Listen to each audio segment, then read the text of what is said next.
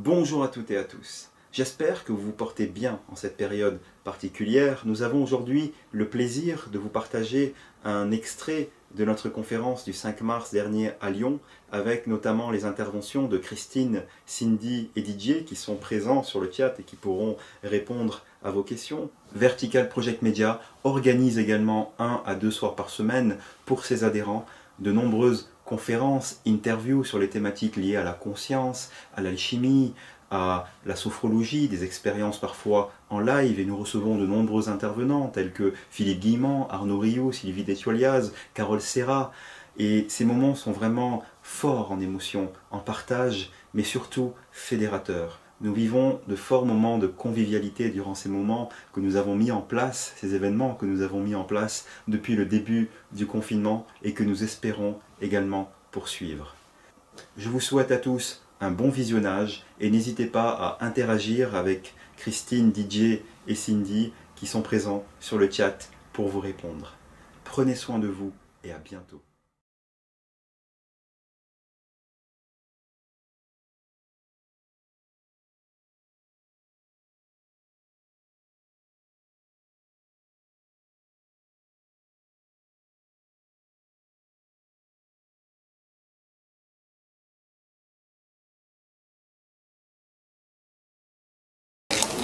D'abord, je vous remercie vraiment du fond du cœur d'accepter de témoigner justement devant le public parce que c'est pas simple. Donc je tiens vraiment à vous remercier chacun. Et puis on va commencer donc par Christine qui va nous raconter son expérience de mort imminente vécue dans les années 90, 95. Et si tu souhaites aussi te décrire, nous dire qui tu es, avant de nous raconter ton expérience. Bonsoir à tous, merci d'être venus. C'est vraiment un privilège de pouvoir parler comme ça devant autant de monde, dans un cadre rassurant que m'offrent Najib et Daniel. Je suis contente en plus d'être accompagnée ce soir. Et aussi par un psychologue, comme quoi on n'est pas fou. Et c'est une expérience qui est de plus en plus reconnue et admise par la conscience collective.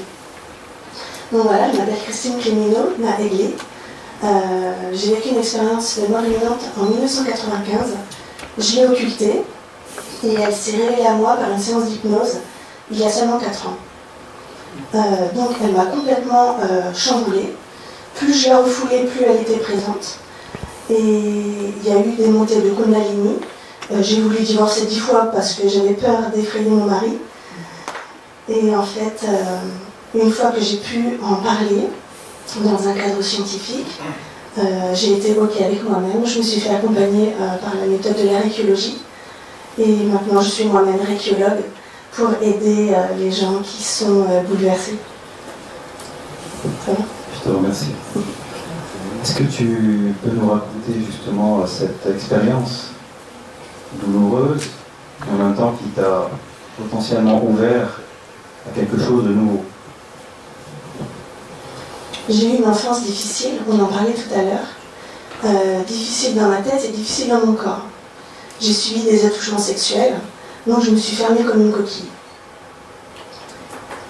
Après, j'ai vécu dans une famille qui avait aussi des troubles, des psychoses, des névroses. Ma maman était bipolaire. Il y avait des problèmes d'alcool, de prison, enfin, un tableau pas très joli. Depuis petite, quand je vous dis petite c'était 3 ans, 4 ans, je me demandais déjà pourquoi j'étais là. Et je faisais pleurer ma mère. Je dis, mais maman, mais pourquoi je suis née? Pourquoi tu m'as fait? Pourquoi c'est moi dans mon corps? Pourquoi c'est pas quelqu'un d'autre? À quoi ça sert la vie? Et c'est quoi le sens de la vie? Et comment on fait? Qu'est-ce qu'on doit y faire? Donc vous imaginez, ma mère, elle était dépitée. Et il n'y avait personne qui m'apportait des réponses. Ni dans la famille, ni autour de moi. Et après, en grandissant, j'ai gardé ces questions, elles ont fait que croître. Du coup, ça a généré un grand stress. Après, j'ai fait de l'ethnologie, la sociologie, j'ai cherché, j'ai lu, j'ai étudié beaucoup de religions, et j'ai testé aussi des pratiques. Et c'était toujours pas satisfaisant. Et ma mère est décédée brutalement. Donc ça a été le bonbon, comme on dit. Toujours pas de réponse, et mal dans ma peau. Et pas à ma place dans cette société. Donc j'ai décidé d'en finir par mes propres moyens. quitter ce corps et arrêter ces pensées trop douloureuses qui m'amenaient nulle part. Ça va?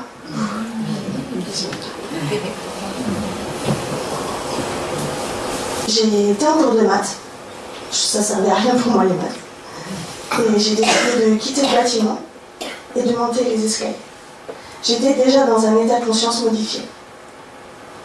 J'étais très calme, vraiment dans le temps présent, bien avec moi-même, et j'étais vraiment déterminée à ce que ça se passe bien, puisque de toute manière, pour moi, ça allait s'arrêter. Je passe les jambes et je saute.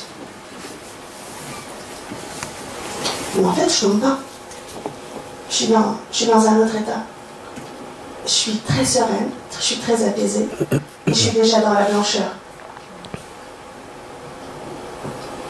Ça se coupe, c'est-à-dire qu'il y a un trou noir, et je me retrouve en dehors de la scène, de l'accident. Et ma vision perce les bâtiments. C'est-à-dire que j'observe les gens qui se déplacent, la personne qui m'a trouvée, qui crie, qui appelle les secours.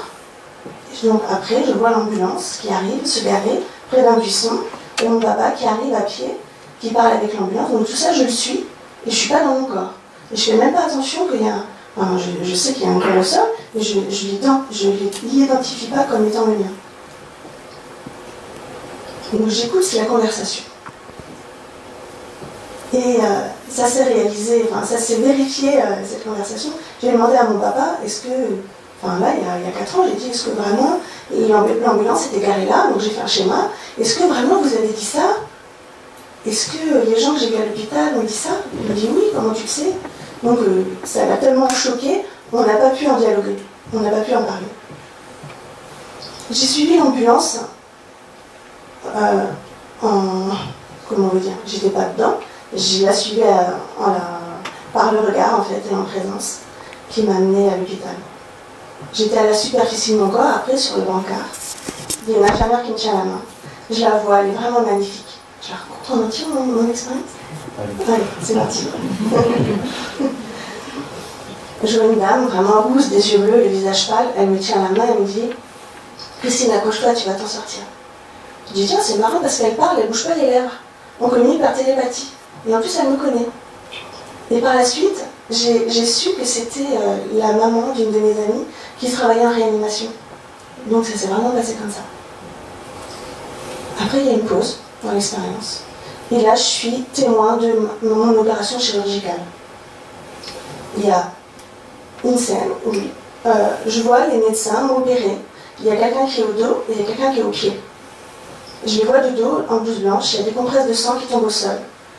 Et je vois cette fille, je comprends pas que c'est moi, et je dis, punaise, elle est sur le ventre, c'est un manque de respect pour elle, enfin, il cache pas son intimité, j'ai vraiment de la peine pour elle en fait. Je me dis, c'est tellement dégueulasse de voir les compresses de sang tomber que je m'en vais.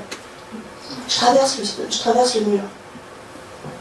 Et à ce moment-là, je suis aspirée dans un grand tunnel qui est large, gris, avec des étincelles de lumière sur les parois, et ça m'aspire. Et là, je suis contente, je dis, ah, c'est ça la mort, moi j'y vais. Donc je suis assez satisfaite. Et ça va de plus en plus vite. Ça va tellement vite que ça commence à me faire flipper. Donc je veux que ça s'arrête, mais je ne peux pas tendre les bras, parce que j'ai pas de corps. Et il y a un embranchement sur la gauche, il y a une silhouette qui m'envie d'avancer. Alors je lui dis, bah viens, suis-moi, on y va. Mais elle ne peut pas, elle est en attente. Je continue ma traversée. Et ça m'a tellement peur que je prie pour que ça s'arrête. Et je regrette mon acte de suicide à ce moment-là. Trop tard. J'arrive dans un espace sombre, de noir, infini. Je me retourne, enfin son corps, je pivote sur moi-même et j'ai aucun repère, ni spatial ni temporel. Je suis face à moi-même. Et je dis, punaise, si c'est ça la mort, qu'est-ce que ça va être long? Mais à ce moment-là, je ne pleurais pas trop. Et du coup, les peurs commencent à monter, je commence à m'angoisser. Et je me dis, mais t'es bête ou quoi? Arrête de t'angoisser. Puisque t'es là, il n'y a rien qui fait peur, alors calme-toi. Et bien j'y arrive. Donc je comprends à ce moment-là le mécanisme d'évincé. Je comprends comment je construis moi-même mes angoisses. Et ça, c'est génial. Parce que du coup, aujourd'hui, ça me sert.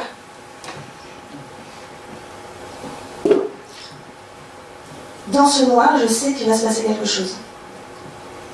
Il y a un point de lumière qui descend en haut à droite. C'est vivant. Ça descend et ça éclaire l'espace. Pardon, je suis nue. Ça éclaire l'espace et c'est tellement magnifique que je laisse cette luminosité avancer et me pénétrer et m'entourer. Il y a un être de lumière qui apparaît dans cette brillance magnifique cristalline. Il est vraiment diamant. Qu'est-ce que tu fais là, Christine? Il me connaît, je suis en confiance, j'ai pas peur. Qu'est-ce que je fais là? Ben, vous avez vu ma vie. Et en fait, en même temps que je pense, il sait, il m'apporte des réponses, je questionne, ça va très vite. Il me connaît. Je dis, vous avez vu ma vie, vous avez vu ce qu'on fait, comment voulez-vous que je sois heureuse? Moi, j'aimerais être comme vous. Ok, donc je vais te montrer des choses et après tu vas refaire ta vie en bas. Est-ce que tu veux savoir? Ben oui. Alors il m'emmène dans un jardin lumineux où je traverse des couleurs insubstantielles mais vraiment magnifiques, vivantes, énergisantes. Il y a un grand sapin, il y a de l'eau. Je fais juste une parenthèse parce qu'aujourd'hui j'habite ce jardin qui est structuré exactement de cette manière-là. Et il y a un brin d'herbe qui se détache de la pelouse. Donc je me rapproche très vite, je zoome. Et je vais au sommet du brin d'herbe. Et je plonge dedans, dans toutes les nervures, et je deviens la chlorophylle. Je deviens ce brin d'herbe.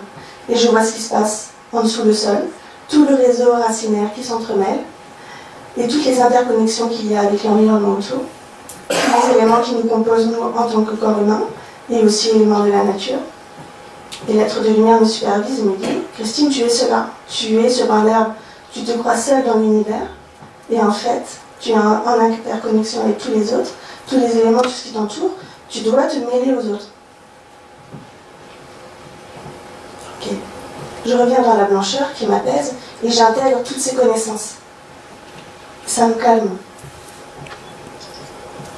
En fait, ma mère est décédée il n'y a pas longtemps. Qu'est-ce qu'elle est devenue, ma mère? Vous pouvez me dire? Écoute, c'est pas le sujet. Là, tu vas reprendre des forces, tu vas te régénérer, et puis on verra ça plus tard, t'inquiète pas. Prends ce qu'il y a à prendre. Et ça continue de m'envoyer de l'amour, et de me vivifier, de me régénérer de l'intérieur. Est-ce que tu vas apprendre? Oui. Alors, il m'emmène dans l'univers, dans le cosmos. Et je vois la planète Terre, comme du glow. Elle est magnifiquement, incroyablement vivante.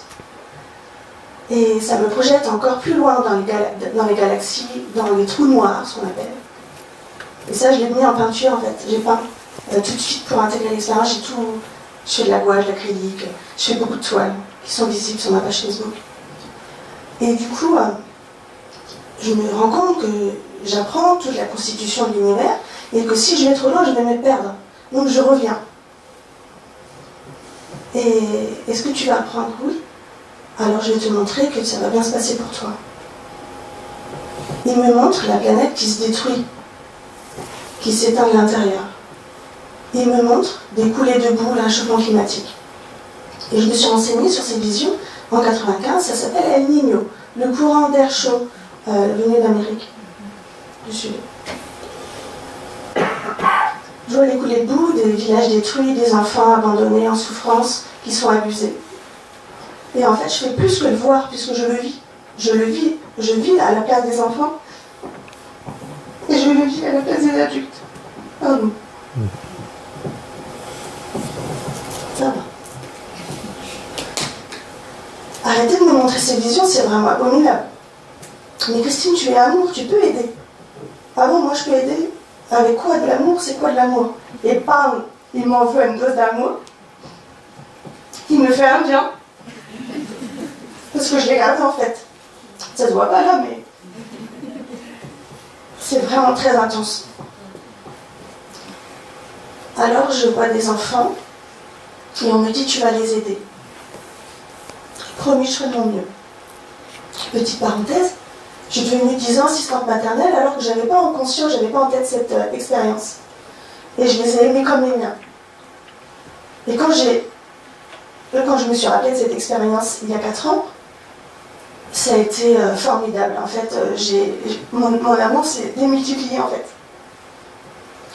Mais j'ai eu aussi à un moment donné une inflation de l'ego. Il a fallu que je me canalise beaucoup par les séances de récologie parce que j'étais illuminée en fait, c'était le cas de le dire. Donc je reviens dans la blancheur, ça me calme à nouveau, je m'apaise vraiment et j'intègre toutes ces connaissances. Christine, tu as eu beaucoup de choses là, tu peux retourner maintenant faire ta vie, tu as assez d'outils. Ah non, je ne retourne pas là. Impossible. Je vais te montrer, si tu veux pas, ce qui va se passer pour toi. Donc je vais dans un espace un peu plus sombre, sur la gauche, comme dans une bulle de bande dessinée. Il y a des silhouettes qui sont coincées à l'intérieur et qui ont une toge grise avec le visage de Picasso comme les demoiselles d'Avignon. Elles s'entrechoquent, elles n'arrivent pas à se remettre en question, à évoluer. Et l'être de lumière, avec beaucoup de bienveillance et d'amour, me dit, si tu ne fais pas d'efforts, si tu ne réfléchis pas sur ton parcours, sur ton cheminement, sur le sens de la vie, tu peux te retrouver comme ça, dans l'éternité. Et je dis, d'accord, je ne vais pas leur ressembler, je vais faire des efforts. Je veux continuer d'apprendre, montrez-moi encore. Au fait, elle est devenue quoi, ma mère? Et je ne lâchais pas avec cette question, c'était vraiment redondante. Et dans toute cette luminosité, et dans tout cet amour vraiment profond, elle est apparue en énergétique très puissant. Oh, maman, c'est toi, mais qu'est-ce que t'es belle! Mais t'es beaucoup plus que toi. T'as plus la maladie, t'es radieuse. Vas-y, viens, approche, on va se mélanger. On va se fusionner pour fabriquer quelque chose à nous deux. Et en fait, elle me fait un stop. Je suis dans l'incompréhension la plus totale.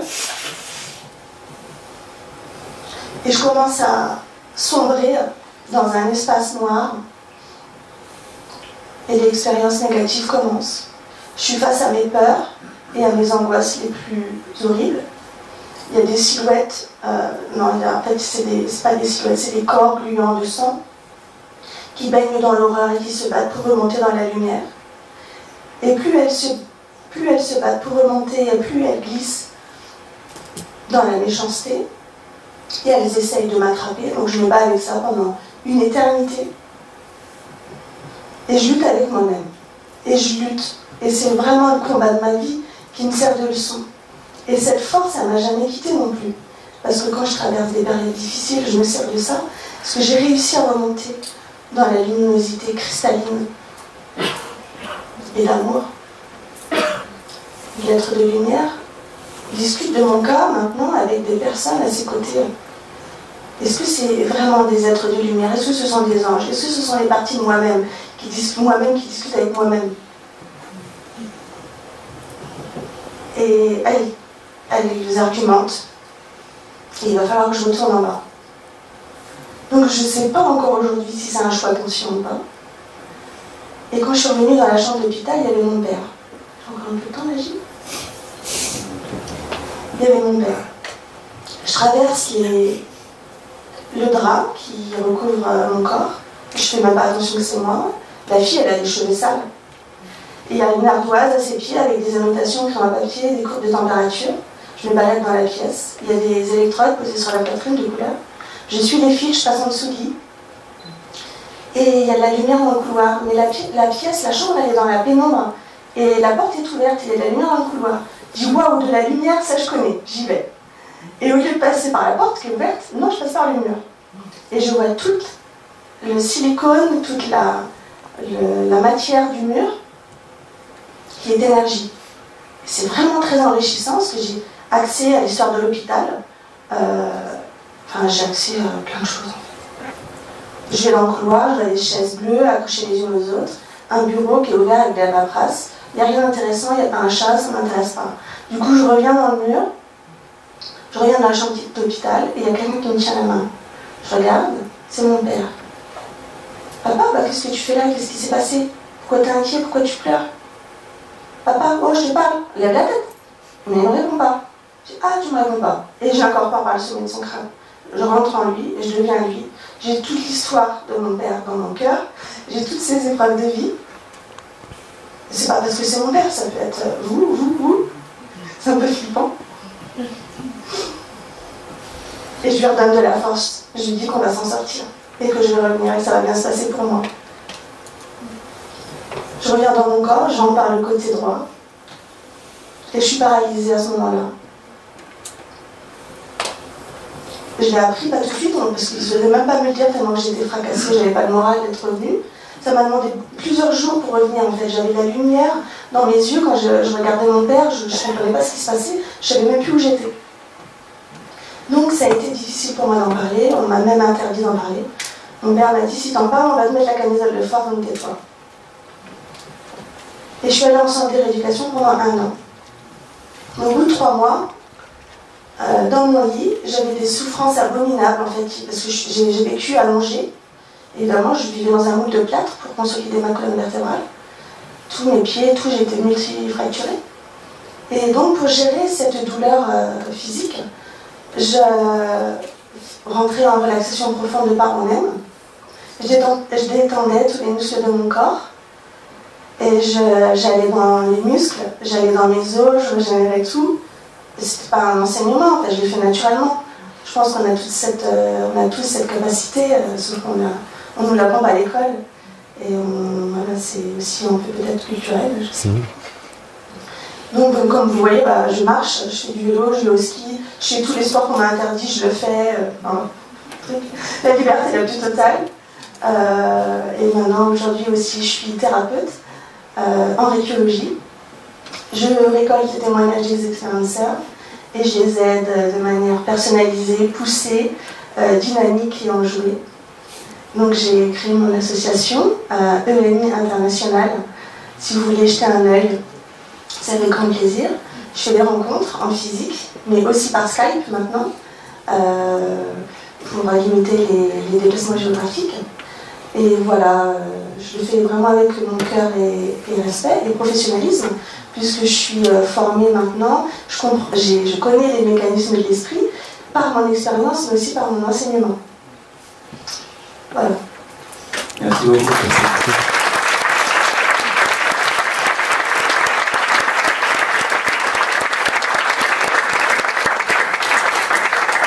Merci encore, Christine, pour ce témoignage. Merci. Nicolas, est-ce que tu as quelque chose à dire? Il faudrait préciser une question, parce qu'il y aurait beaucoup de choses à dire. Peut-être juste, tu parlais tout à l'heure de pourquoi est-ce que les expérienceurs vivent ça, en fait, on pourrait dire, enfin, cette difficulté au départ. Et moi, je dirais que quand on écoute une trajectoire de vie comme celle de Christine, on voit que c'est tout un ensemble et qu'on ne sépare pas l'expérience de l'expérienceur, et que tout ça, en fait, fait partie d'une chaîne d'expérience. Parce que tout ce qui constitue Christine, c'est cette MVE, mais il y a toute cette histoire aussi du précède. On pourrait dire qu'en ça, la difficulté du début de la vie est aussi initiatique, finalement. Hein. D'ailleurs, les initiations, en général, c'est douloureux. Hein. Ça nous met bien dans le corps, disons. Hein. Voilà, après, il faudrait plutôt préciser les questions pour commenter. J'ai envie plutôt d'écouter les autres.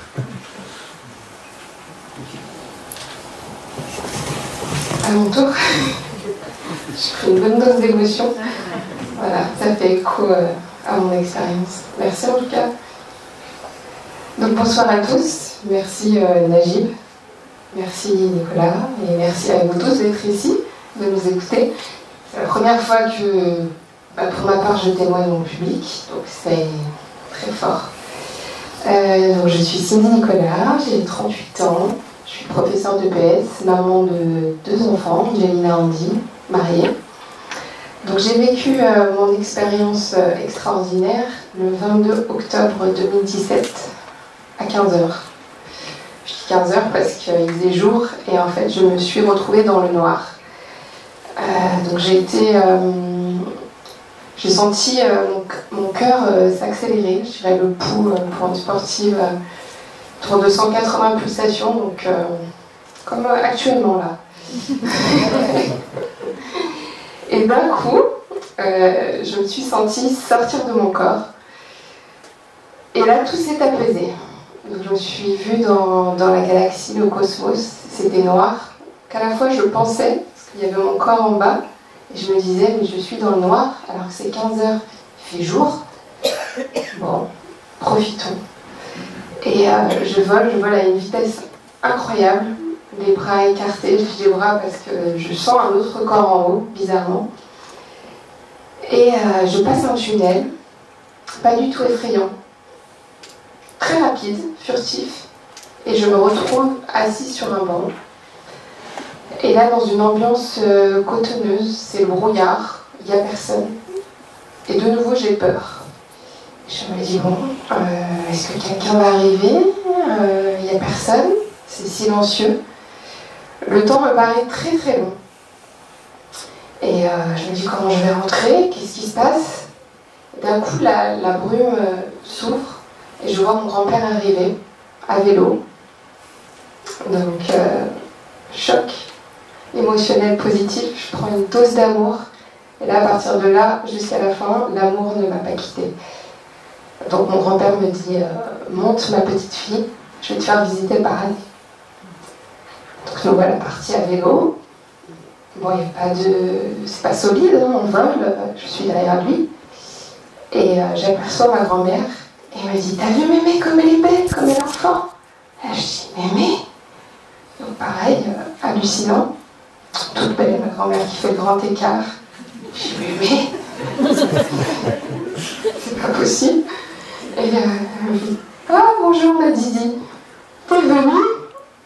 Donc ma Didi c'était mon petit surnom, que du coup ça me fait bizarre de le entendre. Et je sens que j'avais été attendue en fait, c'est ça qui est assez perturbant. Je sens que je suis bien vue, que c'est un jour de fête. C'est merveilleux, comme s'il y avait la musique, c'est très festif. Et là je vois mon parrain de cœur, hein, je ne suis pas baptisée. Et là encore un choc positif. Je dis Alexandre. Donc, Alexandre était mort alcoolisé dans sa baignoire, retrouvé au bout de 8 jours. Donc on était interdit de le voir. Et je dis Alexandre. Et je vois une femme à côté, belle, blonde, et un petit, les cheveux bouclés, 5-6 ans. Et dans ma tête, je me dis, mais c'est qui ces gens? Je les ai jamais vus. Et il me répond directement. Et il me dit, c'est Brigitte, ma femme, Arthur, ton cousin. Et là, je lui dis, mais qu'est-ce qui se passe? Alexandre, t'as jamais été mariée en France? Il me fait, tout est possible, ma chérie. J'ai été triste sur Terre, et là, j'ai trouvé l'amour. Bon. Autre moment d'émotion, je pleure de joie, d'amour, on se prend dans les bras, c'est merveilleux. Et on commence à se donner tous les 6 du coup, la main et notre corps, enfin mon corps, du coup est à l'horizontale, on vole à toute vitesse, j'ai une vision à 360 degrés, je me dis allez on va visiter, t'es venu, c'est parti. Et on part, on survole encore une fois j'ai cette sensation de vitesse, je me retrouve au-dessus de torrents de cascades magnifiques, donc il n'y a pas de... Je marche sur l'eau, hein, je glisse sur les cascades aux couleurs exceptionnelles. Je vois des étendues vertes de pelouse, mais un vert impressionnant, verdoyant, majestueux. Je vois des petits canards au loin, donc très surprise de voir des canards, c'est bizarre, il y en a 3. Et je me dis, ils sont trop mignons. Et d'un coup, je me retrouve dans le bébé canard en fait. J'intègre le canard. Et je sens son amour pour sa maman, son amour pour moi. C'est très, très bizarre. Au loin, je vois arriver Mickey, le chien de mes grands-parents, que j'avais quand j'avais 10 ans. Et il court, il me saute dessus. Et on s'embrasse en fait, c'est bizarre. On tourne sur l'herbe, on est content. Après, il y a mon petit chien Simba, on avait dû le faire piquer, un petit Yorkshire, et j'avais toujours eu cette culpabilité en fait. Et Et il me dit, mais t'inquiète pas, c'est pas grave. Et il me l'échoue, il parle, donc ça c'est hallucinant de parler avec son chien. En tout cas, je suis hyper contente, je ressens un amour incroyable. Donc je reçois un message, ma grand-mère, sur un ton un peu plus soutenu, elle me dit, tu vas voir ta mère, tu lui dis qu'elle arrête de fumer, c'est du poison. On va l'aider, tu continues à mettre tes bougies, on l'aidera, tu lui dis qu'on l'aidera. Je sens cette importance. Je vois ma grand-mère paternelle que je n'ai pas connue. Je sais que c'est elle, je la ressens. Elle me dit, dans 3 jours, tu iras voir ton père et tu poseras les mains sur ses épaules à tel endroit. Donc je visualise. Mon père est hospitalisé pour des grosses dépressions après tentative de suicide depuis 2013.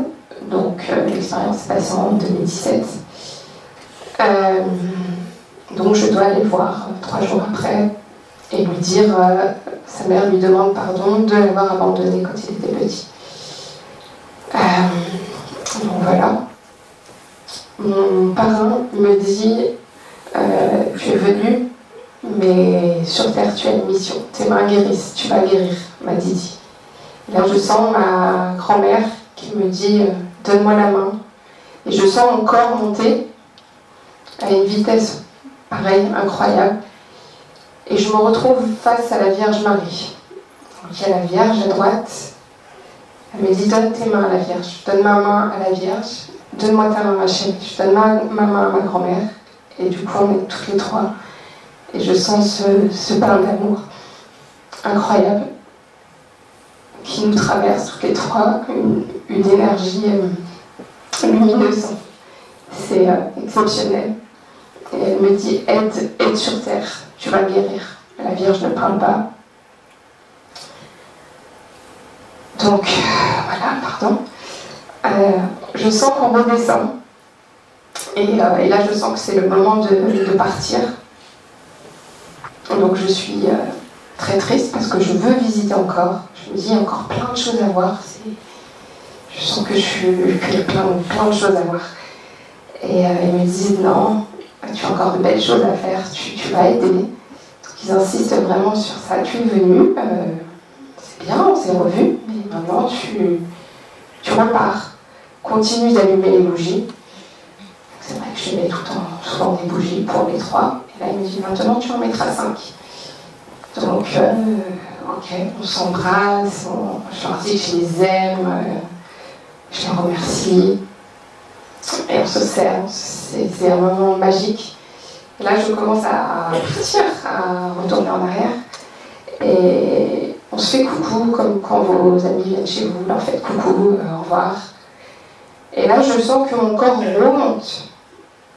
Donc je remonte encore plus haut qu'avant. Et je me retrouve face au Christ, à droite. Je vois que sa tête, incroyable. Et que de la lumière éblouissante. Et je sens que je suis dans un lieu très sacré, avec un écho incroyable. Et il me dit, approche ma beauté divine. J'ai du mal à l'écrire, c'était bizarre comme mot, mais c'est ce qu'il m'a dit. Donc je sens, j'approche, et il me dit, tends tes mains. Bizarrement, en bas, je sens que mes mains sous ma couverture montent en fait. Et je sens qu'en haut, je fais pareil. Et je me rapproche de lui, et je sens des faisceaux jusqu'à mes pieds, d'une puissance. C'est éblouissant, mais ça fait pas mal aux yeux. C'est des faisceaux d'amour. Et ça me projette dans tout le corps, dans les cheveux, dans tout.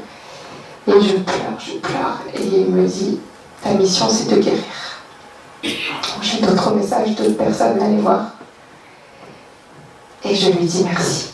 Et à ce moment-là, mon corps repart à une vitesse incroyable. Et je savoure cette descente et je repense à tout ça. Je vois la planète. Je sais où je dois aller. Je réintègre mon corps. Je prends des papiers et je ne m'arrête plus d'écrire. Pour rien oublier, je marque tous les détails, je pleure. Et en même temps, j'écris les 5 pages. Et voilà.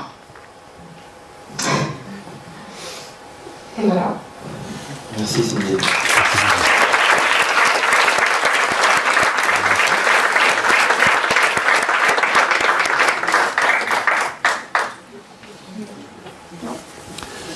Peut-être ça me donne juste, là pour le coup, de commenter peut-être deux choses, parce que là tu l'as vécu dans un cadre d'état modifié de conscience induit, et ça permet de préciser que les formes d'expérience de mort imminente, on pourrait dire, vécu vivant existe. Je ne sais pas si c'est toujours connu en fait. Quand on dit expérience de mort imminente, on pense toujours qu'il faut mourir en fait. Hein, là, on voit que c'est vécu dans disons un espace d'état modifié de conscience induit d'une part, et d'autre part que on pourrait dire que la forme de l'expérience en fait porte des dimensions toujours culturelles, hein, un peu intriquées avec la psyché de celui qui les vit en fait. Voilà, donc il y a des aspects qui peuvent intriguer parfois en disant ah bah tiens, mais pourquoi c'est cette forme-là, mais c'est bizarre, on dirait un rêve, etc. Et ça c'est assez classique des expériences de mort imminente en fait. Il y a ces variétés, enfin pas que de mort imminente, disons de contact avec d'autres niveaux de réalité qui prennent comme une forme, qui parlent le langage très intime en fait de celui qui le vit en fait. Voilà, c'est un magnifique témoignage, merci beaucoup. Merci Cindy. J'ai juste une question, est-ce que tu peux nous parler justement de ce retour sur Terre, tu as retrouvé ta dimension horizontale après avoir été totalement verticale. Comment ça s'est passé en fait? Alors, l'atterrissage, c'est ambigu. C'est à la fois, waouh, on va plus mourir, la vie continue, il faut que je le dise à tout le monde. Mais à la fois, mais qui va me croire? Donc c'est très ambigu. Donc on reçoit une dose d'amour aussi qui est énorme, et j'ai apprécié tout à l'heure, Nicolas, ce que tu as dit, c'est qu'au moins quand je suis rentrée à la maison, ben, c'est ce qui m'est arrivé en fait. Je me suis retrouvée face à mes enfants et à mon mari. Je me suis dit, mais je les aime comme ça. Comment je vais faire en fait? Parce que j'ai connu tellement plus que ça a duré des mois. Ça a été très compliqué. Parce que je ressentais plus l'amour que j'avais eu là-haut. Donc pour le ressentir, je me suis isolée. Donc je ressentais cet amour quand je méditais. Donc je médite tous les jours. Avant de venir tout à l'heure, j'ai médité. Pour réussir à atteindre ce truc en fait qui manque. C'est une nostalgie positive, hein, parce qu'on sait que voilà, qu'on va être super bien là-haut. Mais à la fois, retrouver cet amour... Bon, on y arrive, hein. Faut du temps, il faut intégrer l'expérience, mais aussi on le donne, on a besoin de diffuser cet amour, c'est surtout ça. Donc on a envie de... on aime tout le monde. J'ai pas d'ennemis en fait. Voilà, que ce soit au travail, avec mes élèves, c'est la joie, c'est quelque chose de merveilleux. Et on prend conscience du tout, comme on expliquait en fait, que tout est important. Avant, je tuais une araignée. Maintenant, non. Je me contrôle, je prends le balai et allez, va dans ton milieu. Mais voilà, tout est important. Une fleur, j'analyse les détails de quelque chose, de tout. Donc la vie, pour moi, aujourd'hui, est faite de joie, de merveille. Voilà. Merci Cindy. J'ai juste une dernière question, puisqu'on en avait déjà parlé avant. Tu as eu une sorte de synchronicité avec le mot Reiki. Est-ce que tu peux rapidement nous en parler? Alors en fait, quand là-haut, ils m'ont dit ta mission c'est de guérir, donc télépathiquement, ils m'ont dit ne t'inquiète pas, tout va se mettre en place comme un puzzle. Et j'ai eu une vision du mot Reiki. Donc je ne me suis jamais intéressée aux soins énergétiques. Je suis prof de sport, il n'y avait que le sport qui m'intéressait avant. Et suite à ça, je suis allée sur un salon de bien-être. Et j'ai revu sur le salon le mot Reiki. Et je me suis effondrée devant le stand. Ça m'a fait la même émotion que j'ai eue là-haut. Donc en discutant avec du coup, le maître Reiki, il a compris, on a parlé. Et de là, je me suis inscrite pour faire un week-end de Reiki. Avoir un petit protocole du coup pour actuellement faire des sons. Et voilà. Donc je suis allée voir mon papa aussi, parce que c'est important de le dire, de pouvoir... J'ai eu une énergie incroyable ce jour-là, donc 3 jours après, je vais le voir, j'étais portée par eux, je pense. Hein. Et je suis allée voir, je dis, papa, il faut qu'on aille à tel endroit, il faut que je trouve ce banc. Donc on l'a trouvé, il n'était pas placé pareil, donc on l'a déplacé. Je me suis mise derrière lui, je lui ai expliqué l'expérience. C'était incroyable parce qu'il m'a avoué que quand il avait 10 ans, qu'il avait failli mourir noyé et qu'il avait lui aussi vu le tunnel et la lumière. Donc ça m'a fait un soulagement incroyable. Et ça a levé des non-dits, parce qu'on ne parlait pas de mort à la maison, de religion, de quoi que ce soit. Et il m'a dit, je te crois. Et là, juste le fait de me dire qu'il me croyait, c'était parti, je pouvais par la suite raconter. Donc voilà. Merci beaucoup, Sylvie. Merci. Merci.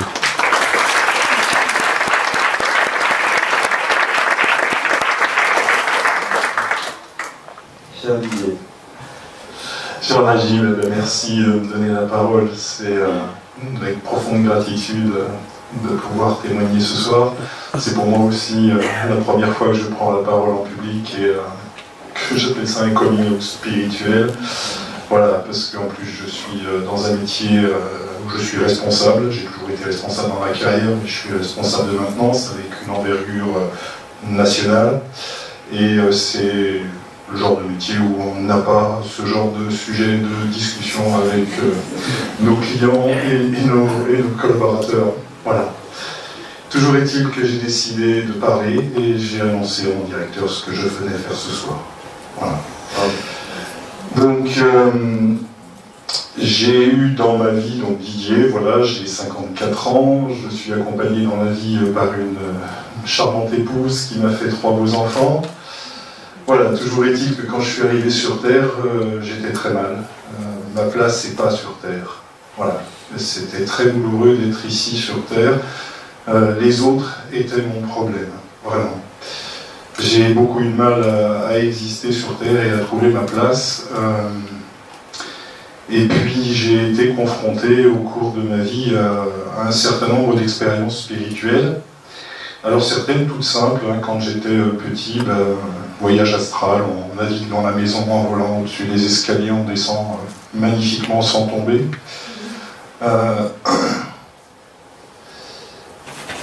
J'ai eu aussi des expériences prémonitoires de clairvoyance, j'ai eu des accidents qui se sont produits, des personnes, des conditions de mort et des personnes qui sont mortes. J'ai eu des prises de conscience quand j'étais au primaire, j'étais dans un couvent, dans une école primaire de bonnes sœurs. Et à ce moment-là, le Vatican a reconnu que Dieu, Satan, n'existait pas. Et pour moi, c'était une prise de conscience que le Dieu qu'on nous enseignait n'existait pas non plus. Ensuite, j'ai eu un burn-out à 40 ans qui m'a nécessité des soins. Je me suis fait accompagner par une personne qui se trouvait en plein développement personnel sur le plan spirituel auprès d'une personne qui est devenue mon maître spirituel. Voilà, quand elle est rentrée, elle m'a rappelé en me disant « Didier, est-ce que tu as toujours besoin de te faire soigner ?» J'ai dit oui. Et au travers de cette personne, j'ai découvert la méditation. À partir de là, se sont déroulées différentes expériences, l'une étant d'être avalé par un serpent, une autre a été le pardon en ce sens que on se projette dans le passé, dans une souffrance que l'on a eue, et on pardonne, ce qui a l'effet de supprimer les conséquences de cette souffrance. Ça ne supprime pas le souvenir. Et pour le compte, quand vous revenez dans le présent suite à ce pardon, votre présent et votre futur est libre de se passer. Et donc tous les possibles sont là.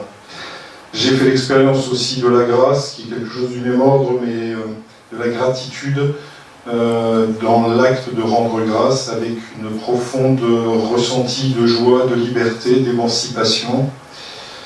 J'ai vécu une décorporation où mon corps s'est séparé en deux, qui m'a été traduit d'ailleurs peut-être comme un poltergeist, voilà.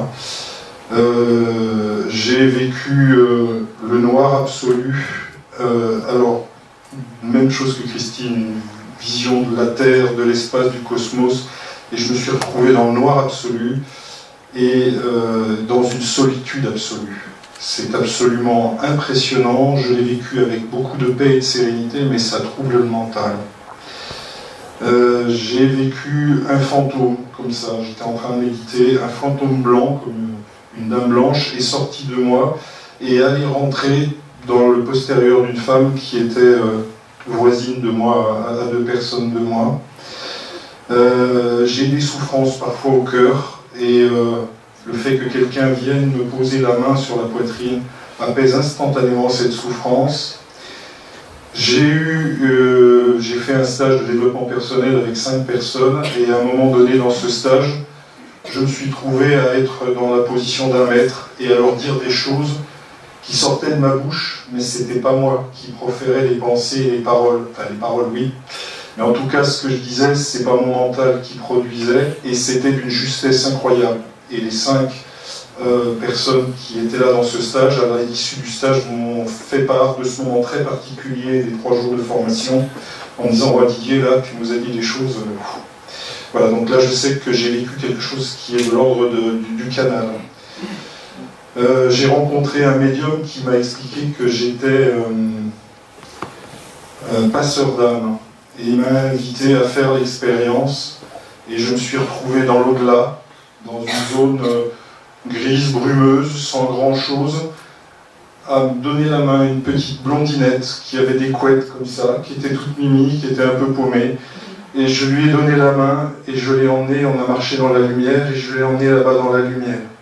Et là, elle a été prise en charge, et voilà.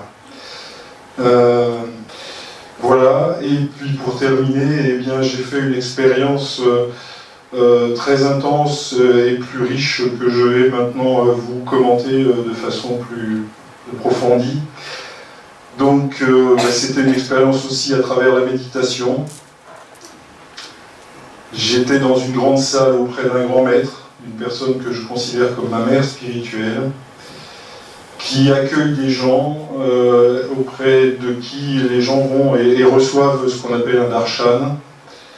Et dans la foule, il y avait une personne à qui je tenais beaucoup, qui était très importante pour moi, une personne qui était avec moi dans mon développement personnel, auprès de la personne qui m'a réussi à me sortir de mon burn-out que j'avais eu à 40 ans.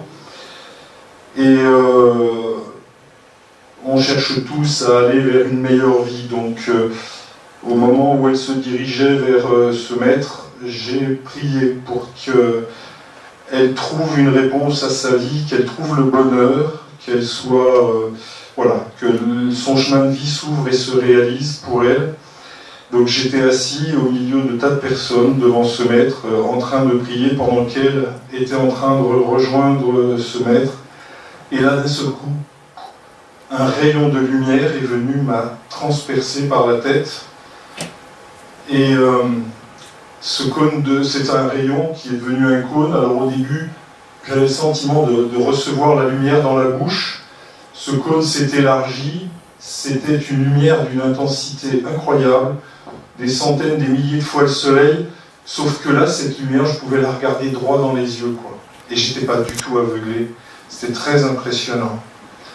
Et dans cette lumière qui venait, qui me transperçait de part en part, je voyais des petites irisations, des petites bulles de lumière qui venaient très très loin de ce point qui venait de l'infini, et ce cône qui s'élargissait en gros au-dessus de mes épaules, quoi. Ces petites bulles de lumière venaient comme pour me voir, comme pour me visiter, et elles étaient en joie. J'avais l'impression qu'elles rigolaient, de me dire « Tiens, Didier, t'es là, t'es venu nous voir ». Et voilà, et certaines, les plus proches de moi, je voyais comme des ailes qui sortaient de la bulle. Voilà, et là je me suis dit « Ouais, Didier, c'est des âmes, ce que tu es en train de voir, ce sont des âmes ». Voilà, donc j'ai été profondément touché parce que j'étais conscient à la fois de vivre sur Terre, au milieu de cette salle. Il y avait à côté de moi des gens qui respiraient, que j'entendais respirer. Il y avait tous ces gens qui circulaient, qui allaient voir le maître. Et en même temps, j'étais là, dans cette lumière, dans cette autre dimension où je vivais quelque chose de complètement parallèle à ce qui se passait sur Terre. Mon cœur était en train de battre la chamade, ma respiration commençait à s'amplifier, et j'ai senti de l'amour, d'une quantité d'amour incommensurable.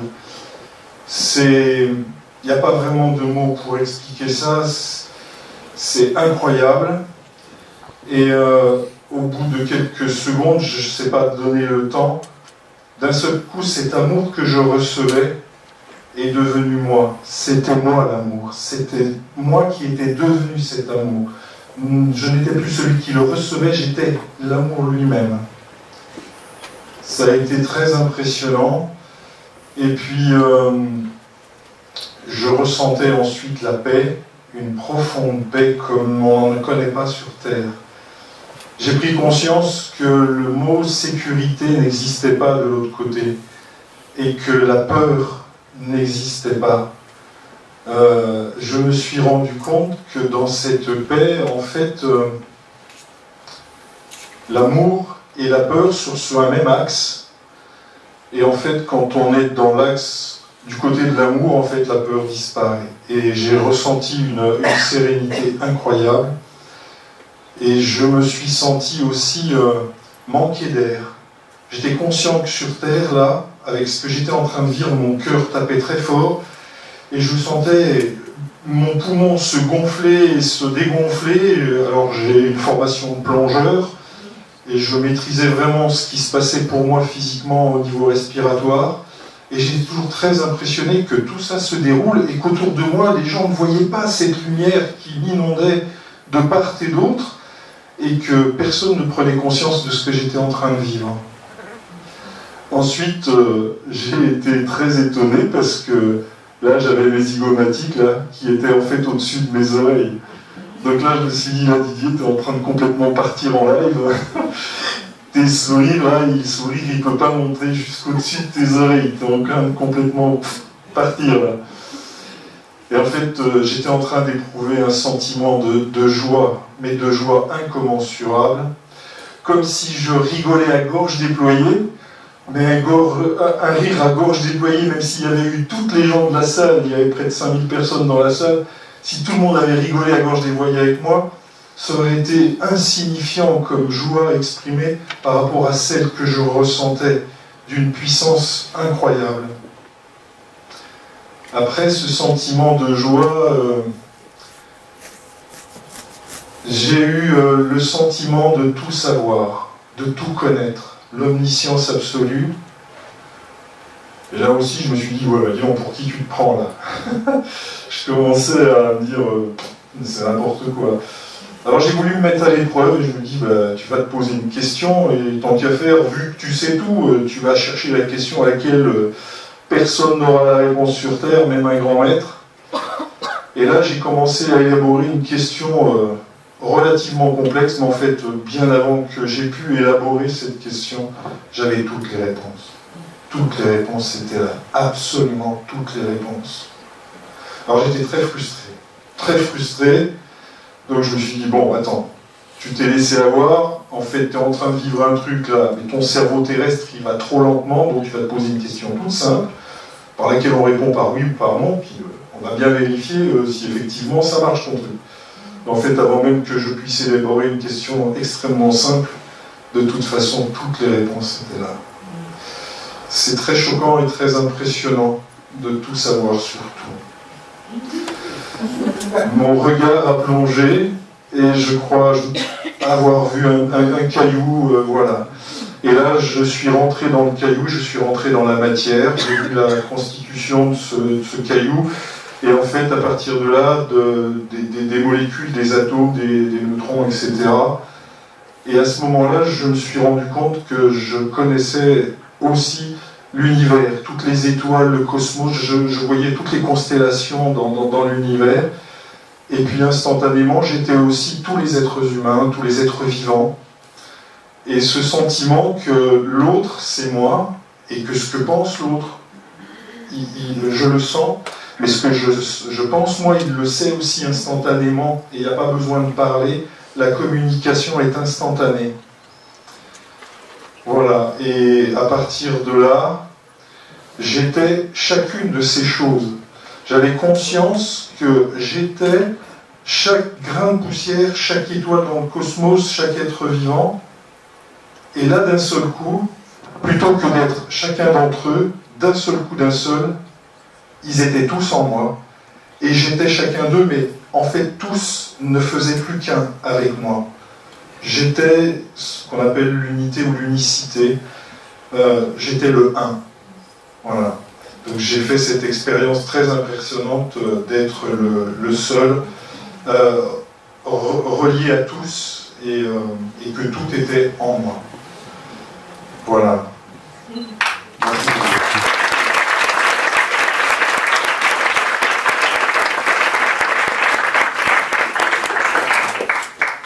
Merci Didier. J'aurais une question en fait à tous les trois par rapport à cette expérience du tout, de la connexion au tout. Plutôt à Nicolas la question.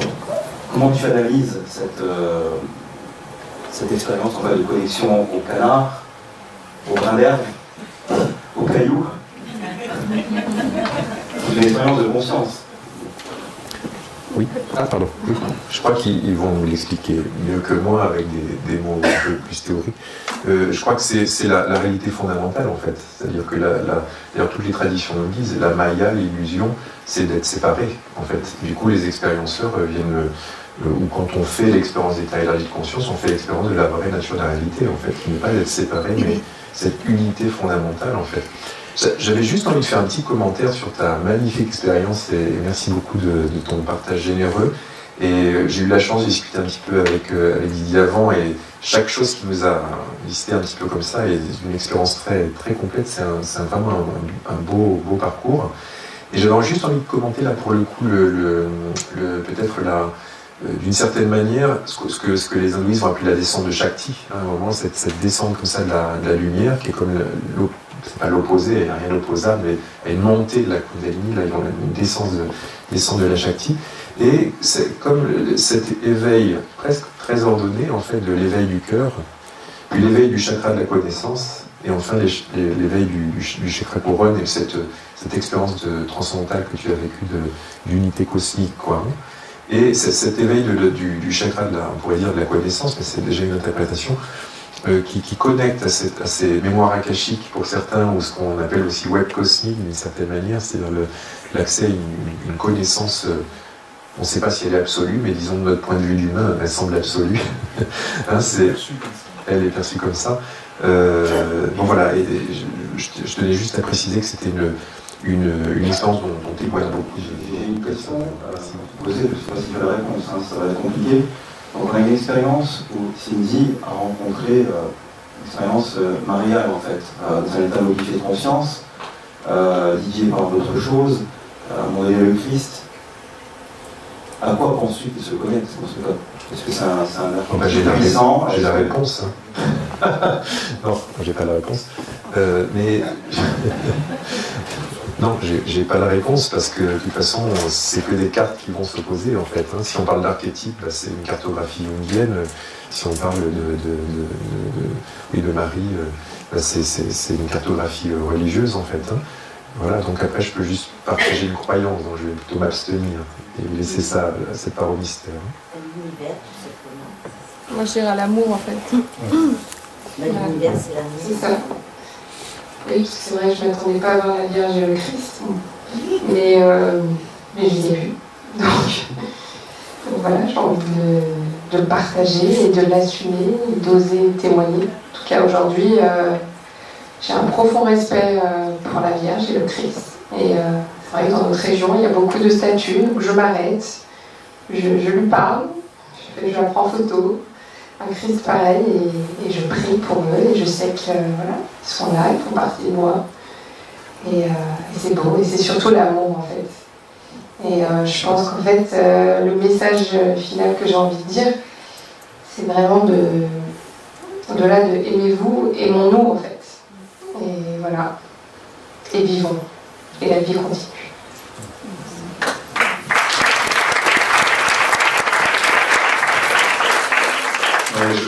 partage tout à fait ce point de vue. Dans mon expérience, l'analyse que j'en fais, c'est que j'ai rencontré ce qu'on appelle Dieu. Ce que Jésus a tenté de nous expliquer en nous disant « Aimez-vous les uns les autres, comme Dieu vous a aimés ». Je pense que cette expérience nous montre qu'il n'y a qu'une façon de faire exister Dieu, c'est de nous aimer, nous-mêmes, et d'aimer les autres. Quand on s'aime soi-même, on aime déjà les autres puisque l'autre, c'est moi. Et quand j'aime l'autre, alors je m'aime aussi. Aujourd'hui, la planète est en souffrance. On a vu dans ces expériences que là où je porte ma pensée, cette réalité apparaît. Aujourd'hui, il y a des gens qui pratiquent des choses comme le home healing, toute forme de prière. Certains ont peut-être participé à une prière qui a été initiée par différents sages sur la planète, différents représentants religieux, lorsqu'il y a eu les incendies en Australie et la pluie est apparue de nulle part au-dessus de la capitale de Sydney, à l'ouest de Sydney. Donc aujourd'hui, il est important de concevoir que cette façon d'aimer est créatrice, au sens de Dieu lui-même. La création, la réalité est ce que l'on crée par nos propres pensées. Je pense que raconter et témoigner, c'est important. Ça fait des décennies maintenant, depuis que Raymond Moody a écrit son livre, que des gens témoignent des expériences de l'au-delà. Moi, je constate qu'il y a de plus en plus d'enfants qui naissent et qui se souviennent de leur vie précédente et qui se permettent de dire à leur mère, alors qu'ils ont 1 an et demi ou 2 ans et qu'ils ont à peine la parole, « Non, t'es pas ma maman, je veux ma vraie maman ». Voilà. Et je pense que le monde est en train de changer, il y a des choses qui sont en train de bouger et qu'on a besoin de dépasser au-delà de témoigner, de comprendre qu'il y a des tas de choses qui se passent dans des tas de dimensions spirituelles et qu'il y a besoin d'apporter des explications rationnelles, rassurantes, aimantes, pleines de bienveillance. Voilà.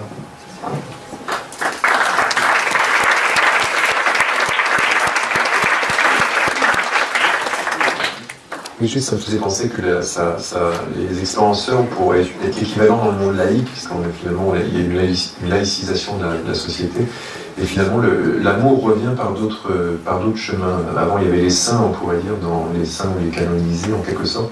Et aujourd'hui, le monde laïque a ses expérienceurs, voilà, qui viennent témoigner aussi de l'amour.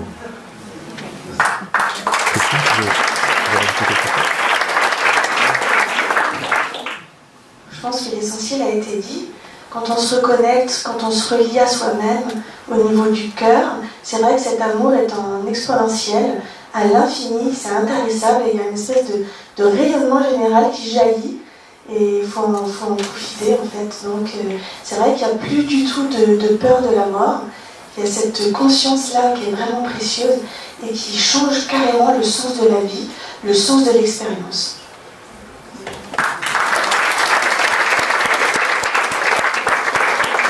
On va donner la parole au public maintenant. Donc si certains ont des questions, pas trop longues, c'est OK. Oui, non. Bonsoir à tous. En fait, moi, la question qui me vient depuis, en vous écoutant tous les trois, c'est comment, après avoir vécu ce que vous avez vécu, avoir touché d'aussi près l'amour inconditionnel, comment vous vous situez aujourd'hui au sein d'une société où vous disiez justement qu'on nous maintenait dans la peur, où il y a une société qui, actuellement le coronavirus, mais quand c'est pas le coronavirus, c'est autre chose. De toute façon, comment vous situez-vous vous aujourd'hui? Comment arrivez-vous à vous recentrer en fait? Parce que c'est très compliqué de sortir de cette peur dans laquelle les médias nous maintiennent constamment en fait. Éteignez vos télés.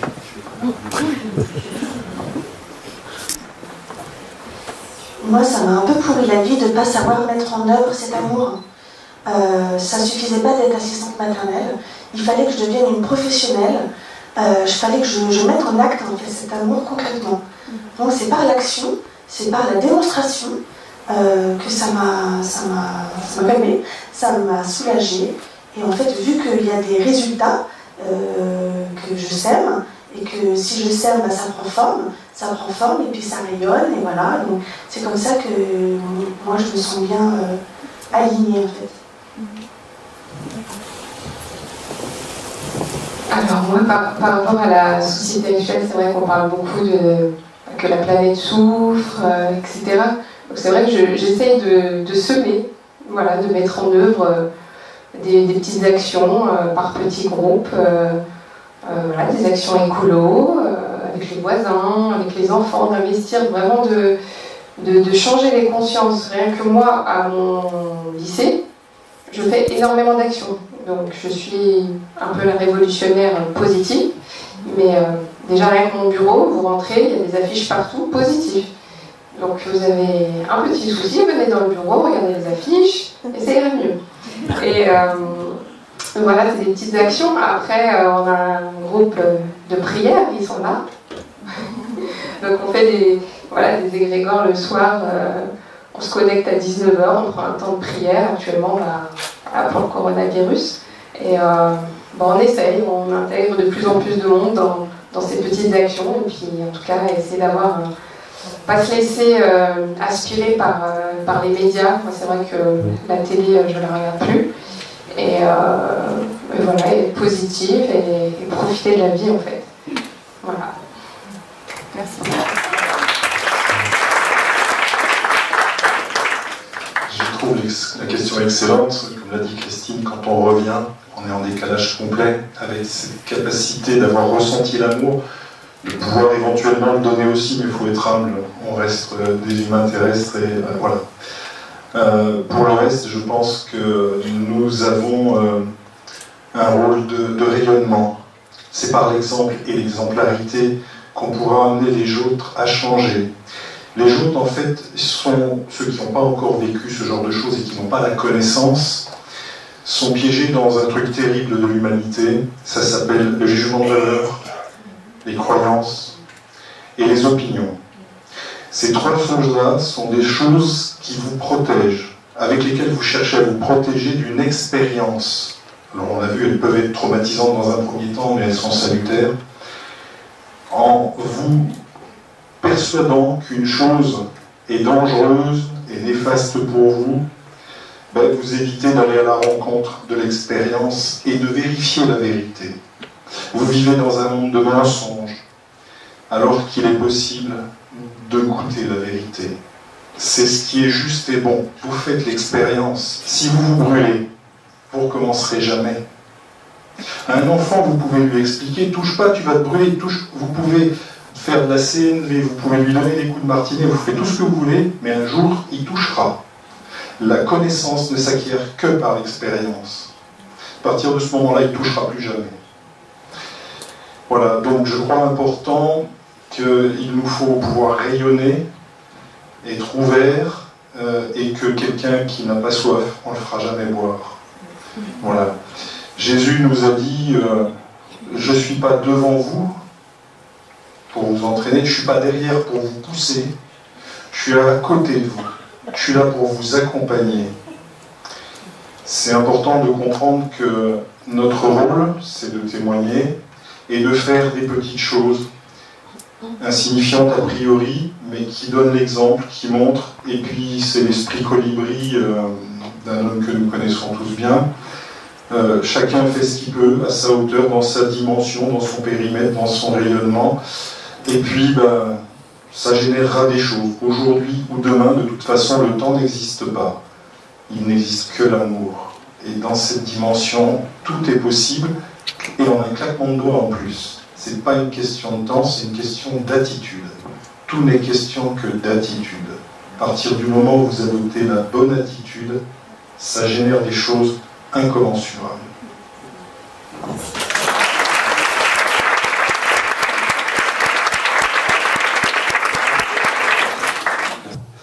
Ce que j'ai envie de vous dire, en tout cas, c'est qu'effectivement, on a parlé beaucoup d'expériences extraordinaires, on a touché l'amour, on a touché développer la bienveillance. Il y a des personnes qui reviennent avec des capacités très fortes.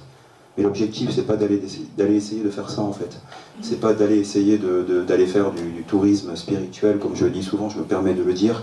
Le paradis, il est là en fait, hein. Il est sur terre. Et on a une dimension verticale qui nous permet de nous connecter bien sûr au ciel, à ce que nous sommes vraiment. Mais il y a également l'horizontalité. Il faut vivre l'horizontalité parce qu'on est dans la matière et c'est pas pour rien.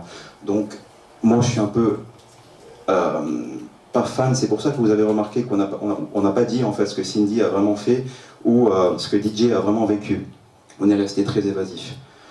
Pour pas que les gens en sortant d'ici se disent « Allez, moi je vais aller faire ça ». En fait, l'expérience, elle vient à vous, c'est pas vous qui allez vers elle. Donc c'est important de le dire et je tiens vraiment aussi à le dire.